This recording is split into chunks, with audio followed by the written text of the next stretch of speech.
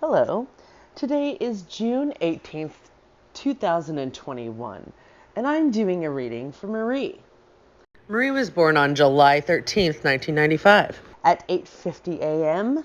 in Bavaria, Germany. So, when we look at your chart, we're going to start with your rising sign, which is all the way here on the left. This is your first house of self. Yours is in Leo. How you read your natal chart is as follows. You start there at your point of entry and work counterclockwise around the chart. It's like your life's journey. And at each point, we will stop at the house and discuss if there's any extra focus or anything that we need to point out. So, your rising sign is your public persona, what people think of you as when they meet you. This means that you have a presence about you because it's in Leo. It just you have this glow and you know it. Now try not to worry about what others think so much, and you can be the fiercest of leaders. So now, continuing counterclockwise, we go to the second house, and for you, it's ruled by Virgo, and there are two placements in this house. The second house represents what you value. So that little key shape there, that is the asteroid of Chiron, or wounded warrior.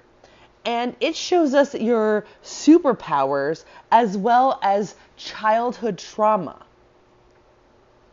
Now, Virgo Chirons tend to struggle with health issues when they're younger, and now it has established you into being a very efficient and effective human at making sure that life is perfect. A life hack, if you will, like showing people how to do things better. Now, the other aspect of that's your superpower, is being able to do that for other people. The other side of that, your wounds, are from that health. And so you will feel guilty about not being healthy or what you might consider disorganized even. The other placement in this house, in your second house, is Mars, which is your top energy. And that doesn't mean that you only are a top or a bottom or anything like that. Top energy just means that this is when you're feeling more, for lack of a better term, aggressive or passionate about something. This is the kind of energy you're going to bring to it. My nickname for this particular placement is Slave. And that's because Virgos are very type A most of the time and very to the point and calculated. So in this placement, you have that fire of Mars. That earth sign is going to curb that fire. And it can sometimes make you explode if you curb it for too long. So try to make sure that you communicate instead of picking fights with others to get that explosion out. And I do want to point out the Virgo placement here for your Mars makes these people are usually a little voyeuristic. They're really kinky because as long as they feel comfortable with their partner, then they feel comfortable losing control with that person, they're into that. So, moving on to your third house, which is the house of communication. Libra is the ruler for this house for you. That indicates fair and just communication. Now, also in your third house is your North Node, but this happens to be in Scorpio, which means your destiny wants transformative communication. And your South Node, which would be direct opposite of that, would be in Taurus. And Taurus gives you a root in persistence of freedom. So that makes complete sense about how you feel like you want to make sure you're balancing freedom. Your chart, you'll hear me say it a lot, it desires freedom. And your North Node is telling you that I understand that, and that's where your roots are. But as a North Node Scorpio, Your destiny wants to be transformative in your communication. So you want to get information out to people that's going to transform their lives. And also I want to say that you're comfortable in being persistent in your freedom. Like, it's comfortable to you because you know it. So try to work on your communication without feeling the fear of losing your freedom from communicating. So still in Scorpio, but in the 4th house of home is Pluto. Now Pluto is in its domain in Scorpio because Scorpio rules Pluto. So this is going to help you with any kind of transformation.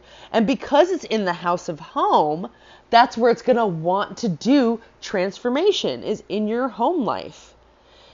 Now, I also want to say that in the 4th house, but now we've moved over to Sagittarius, you have your Jupiter. And this is also in its domain because Sagittarius rules Jupiter. So it's the social planet of expansion. And there's 2 social planets. One is Jupiter, which is the one I'm talking about now. And the other is Saturn, which yours is in Pisces, and I'll get to in a moment. The easy way to remember is Jupiter is the largest planet. It's expansion. And Saturn is about restrictions because it has that ring around it. So to help you understand better about what it means to have the freedom-loving Sagittarius, because literally that is one of their key words, is freedom, is that you give great expansion in your home life. So not only can you expand and transform your home life, I mean, come on, that's amazing. Now, when you move, because like I said, Sagittarians love freedom. So that might be what you're not necessarily looking for the standard home life. You're looking for something that transforms you and expands you to be a better person. Now, Sagittarius does rule your 5th house, and your 5th house is the house of creativity. And you do have a placement there, although this placement is in Capricorn. Oh, you have 2 placements there, and they're both in Capricorn. They're 2 of the generational placements. Pluto is the other one. That means that they're in different signs for years, usually like 8 or more. So it's more generational. You'll find people similar in your age have the same placement. The houses can be different, however. Now, yours are both in the 5th house, and I am talking about Uranus, which is the sign for being atypical. You do not like to do things to a standard. And then Neptune is about imagination. So again, now you're taking this force of imagination and not having traditional aspects, and you're putting it into the 5th house of Capricorn, which loves discipline. So you might have a little push-pull there, but it's going to help you channel your imagination and those non-traditional ideas into something really constructive. As we move over into the 6th house, this is the house of service, and your emotion, better known as the moon, is sitting right there. And what is it in? Aquarius. Aquarius is the atypical sign, the non-traditional sign. It rules Uranus, as an example. Excuse me there. So having the moon in the 6th house of service, now your 6th house is ruled by Capricorn, but because it's placed, the moon is placed in Aquarius, it's going to give you a keen perception and analysis of your emotions. So you're going to be independent and you're going to want freedom. And that's where this placement, your moon in Aquarius, is going to shine. If you allow yourself to be independent and free, you will be your best self. Now, as we move into your 7th house, your 7th house is ruled by Aquarius. This is the house of relationships, and it means that you're going to seek freedom in your relationships because you're not going to want things to be typical. And that goes for any kind of relationship contract, work, friendship, anything like that, marriage, or other relationship contract. So, and you have you don't have any placements in the 7th house, but since it is ruled by Aquarius, that's the kind of energy it's going to bring, is that atypical feeling to your contracts. You want some freedom in them. Now, when we move to the 8th house, it's ruled by the super imaginative Pisces. And Pisces tends to be a little dreamy, but in this case, it's in your house of transformation. And then you have Saturn placed there. Saturn is the other social planet I was telling you about before, the planet of restriction. So in this case, it's going to mean that you like to take your time to do the things that you want to do. And when you do them, you're very passionate about it. You want to make sure it's right. When you move to your 9th house, that is ruled by Aries. And Aries is the fiery cardinal sign. Cardinal signs are the initiators. They start the seasons. And in Aries' case, they start spring. Now, by the fact that it rules your 9th house of experiences, that's going to give you a strong drive forward. You're going to push to just get things done. And that gets us right to the cusp of your 10th house, which for every single person is where your midhaven resides, on the cusp of the 10th house. And your midhaven is your accomplishments and your goals. Think of it as kind of your career direction. Your midhaven is in Taurus, meaning that you are creative and securely rooted in your intensity. That means you have no problem being intense. You have the confidence and understanding to push forward. Your 10th house, is the house of work and career, and yours is ruled by Taurus, giving you more security in your career and that feeling of I know what I'm doing. And by the way, watch out for being a little stubborn about that. Still be open to new ideas and feel confident that you do know what you're doing. Confident enough to allow new ideas to infiltrate that thought. And then when we move to your 11th house, that is the house of teamwork. Your 11th house happens to be ruled by Gemini. And Gemini is the insatiable information seeker. So that's what's ruling that 11th house of teamwork. So as a team, you're just going to be insatiable about information. And ironically, you have a stellium in this house. A stellium is 3 or more placements in the same house or the same sign. And it's both for you in this case. Yours is in the 11th house and it's in Cancer. And who's on this team?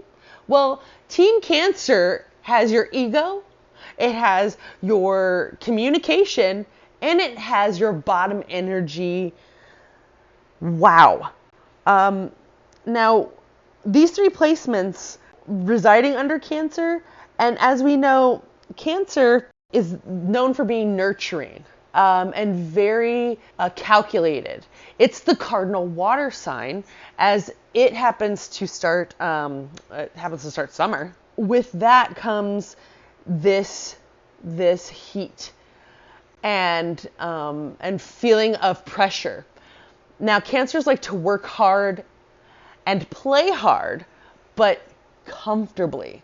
As an example, things we think about with Cancers. You are very, very secure in your home place, and it's kind of an extension of yourself. If you invite somebody into your home, very vulnerable for you. So we're adding all of these kinds of feelings and we're giving them focus in your ego, which is your sun placement. Having your sun in there gives you a homey feeling. So you're going to feel like home to a lot of people. You're going to draw people into you. Be careful of them taking advantage of you. And your communication here is going to make you be very welcoming. Again, drawing people in. Now, I want you to think about your bottom energy, Venus. Again, doesn't mean you're bottom. It means when you want to surrender to something. When you feel like you can give something, like you can be more vulnerable with something. And yours in Cancer means that you want to be vulnerable with your home space. But you're a very supportive partner. You tend to want to take care of everybody else. And that's the great part about Cancer signs. Like they're always about that pressure of taking care of everybody else, right? Please listen to me when I say, do not forget to take care of yourself. It's so important to make sure that you are okay, because if you are not okay, then you can't take care of anyone else. Now, when we look at your 12th house, Cancer is ruling this house. The 12th house is your most enlightened understanding of the unseen, the underworld of thought. And for you, it means you're very intuitive about your home life. Now, there's a couple of other things that I want to talk to you about your chart. I don't normally talk too much about aspects, which are the different relationships between all of the points on the page. You might have heard opposition, conjunction, square, trine. But I do want to talk about it with you because you have something that we call the Star of David.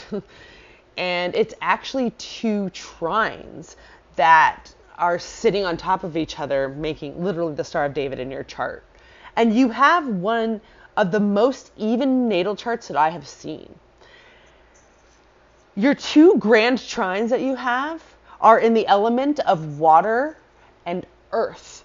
Now, trines in general are about connection, and in astrology, they go along with the elements. So when you look at the elements for water, the three element signs are Cancer, Scorpio, and Pisces.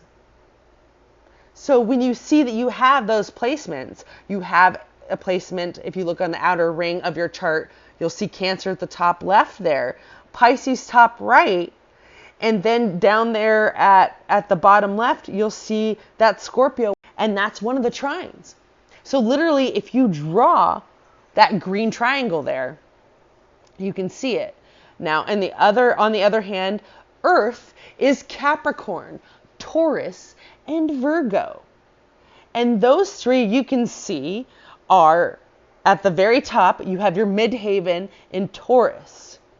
Down at the bottom right, you have Uranus and Neptune in Capricorn. And then over there to the left, you have both your Chiron and your Mars in Virgo. So when you draw and you see both of those green triangles there in your charts, those are trines. So look into the harmony of trines in those elements. And I don't know your situation in your family situation, but if you are single, look for the earth and water are already compatible. So you have that trine. Look for other people who have the same element trine, earth or water, and you'll find that you might have a lot more compatibility, just as an offhand thing. Some other things that I want to note about your chart is that you have 6 planets in retrograde. That doesn't mean too much generally. It honestly just means that they don't have as much power as they would otherwise. And you'll see if you look at your chart that I sent you the link to, and you can scroll down and you can look, you'll see the little parentheses with the tiny lowercase r. That means it was in retrograde. So, it's like 98% instead of 100%. Not that big of a difference. But in case you noticed that, I wanted to let you know. I also want to point out that focus on researching more about Cancer stellium in the 11th house. And look more into that. Also, really dig into your Virgo Chiron, because that Virgo Chiron, that wounded warrior that I mentioned earlier in this reading, it's so important to help understand that. That is going to help you find that balance that you're seeking, because you're feeling unstable, but really, like, looking at your chart, you're very stable by your chart. Okay, so meaning you have the intention and the capabilities of being very stable. So trust in that and look at the things that you need to work past in order to succeed. Like, stop worrying about what people think of you so much. Start, trying to channel your understanding into your freedom, meaning that you can be ambitious, you can communicate, you can be unique and still have freedom. I also want to point out that your life path number, which is how you get that, is by adding the numbers of your birth date. And as we reduce that down, you keep reducing it down till you get one number. And yours happens to be 8. Life path number 8 are leaders. It's the leadership number. And this is going to show your ambition, empowerment, and finances. Now, what that also indicates is those are the places, this is your seesaw, meaning it's your up and down. So you can feel like you're a boss and then feel like you're the lowest person on the totem pole. And you can feel like you're very ambitious and really lazy. You can feel like you're very empowered or just completely drained. And you can feel like you're financially just glowing, or you're financially bankrupt, and it can give you that up and down. So that's also making you feel less grounded. But know that you can trust in your grounding. You have a midheaven in Taurus. So that's going to ground you significantly. If you do have any additional questions or anything, thank you so much for booking a reading with me. I hope that it was helpful. And I do want to reiterate one really specific thing. And that is, astrology can only tell us so much. And what it shows me is your life in understanding. It does not predict what will happen, but instead what can happen. And so what I feel like is that when I'm reading your chart, I'm showing you the things that you already know and that you might not know, but where you might want to focus your intention going forward, because nothing is set in stone. So if I can tell you right now that you really are grounded and that's all you needed to hear, and by reading your chart, it has set your intention of understanding and knowing that and moving forward in your pursuit of balanced freedom, then this was successful. So thank you once again, and I hope you're well. Cheers.